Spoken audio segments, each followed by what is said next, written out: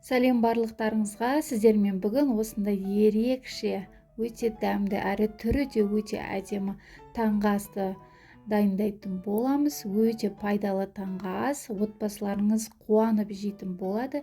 Міндетті түрде жасап көріңіздер. Жасалу жолы өте оңай. Видеоның соңына дейін қараңыздар. Сіздерге пайдалы видео болады.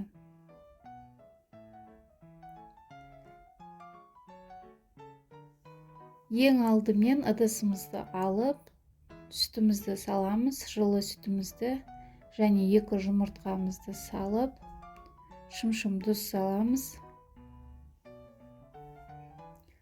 Жақсылап араластырып аламыз. Енді осының үстіне електен өткізіп ұнымызды саламыз. Ұнымызды бірден көп салып жібермеңіздер. Осылай ұнымызды салып, жақсылап араластырып аламыз. Біз қазір құймағын дайындап алатын боламыз.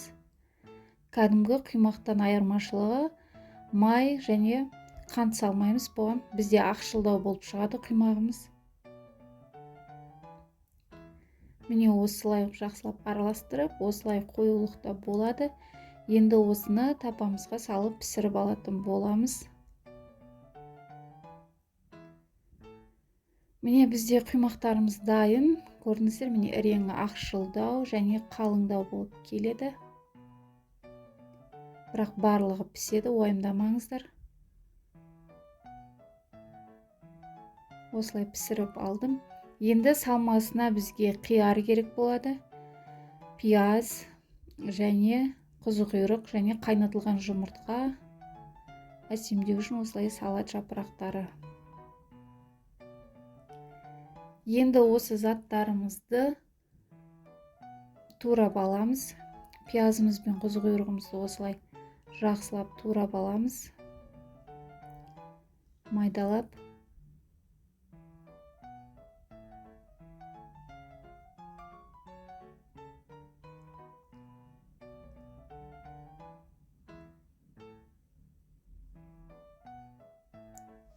Бұған негізі өздеріңіздің қалаған немесе жаңағы тауықтың етін қоссаңыздар да болады, ірімшік қоссаңыздар да болады. Менде қазір осы қызықұйрық, пияз және азғантай фарш саламын.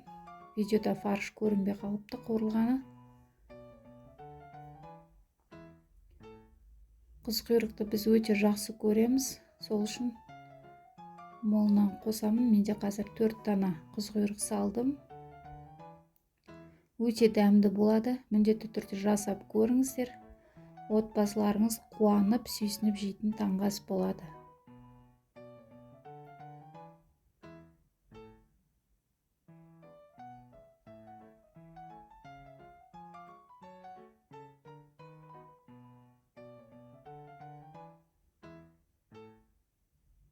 Осылай турап, енді қуырып алатын боламыз.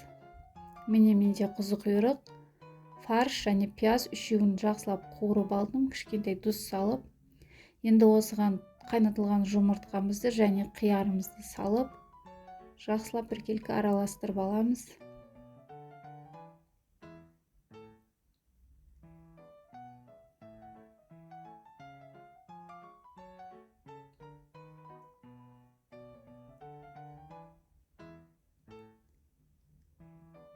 Міне осылай араластырып аламыз. Түріне қарасаңыздар да өте дәмді көрінеді. Тұз қоспаймыз. Біз жаңа қуырған кезде салғанбыз. Тұзымызды сол жеткілікті. Осылай барлығын жақсылап араластырып, енді салмамызға салатын боламыз.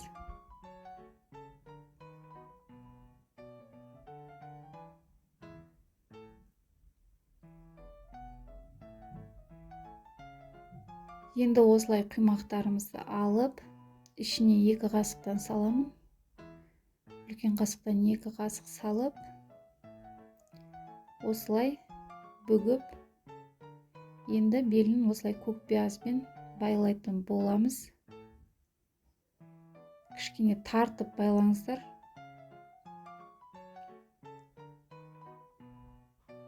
Осылай жасап аламыз. Тағы біреуін көрсетемін. 2 қасық салып, шетін осылай айналдырып, бір жерге жинап, белін осылай көк пиязбен буатын боламыз.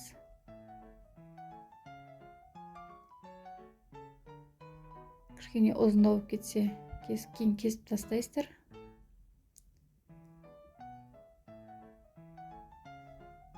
Өте тойымды таңғы ас болады. Кешкі асқа да дайындасаңыздар болады. Тек жұмыртқа салмай, басқа ірімшік, құсқұйрық қосып жасасаңыздар болады кешкі асқа.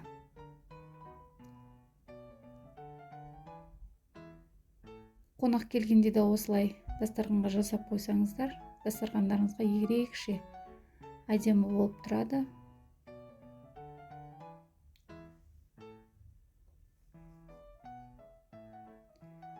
Осылай міне бүгіп аламыз. Кішкене көк пияздарымыз үзіліп кетті. Тағы да біреуін алып, жақсылап белін буып байлап аламыз. Міне осылай дайын болды. Өте әдемі болып шығады. Міндетті түрде жасап көріңіздер, отбасыларыңызды қуантыңыздар. Ерекше таңғы ас болады.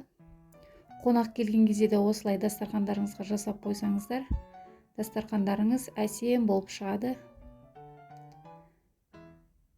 Егер де сіздерге осы таңғы ерекше қимағым ұнаған болса, міндетті түрде маған тіркеліңіздер, лайк басуды, комментарий жазуды ұмытпаңыздар. Маған тіркелуді ұмытпаңыздар. Тағы да шығатын новый видеоларым бірінші болып баратын болады сіздерге. Осылай жасап, отбасыларыңызды қуантыңыздар, барлықтарыңызға ас болсын.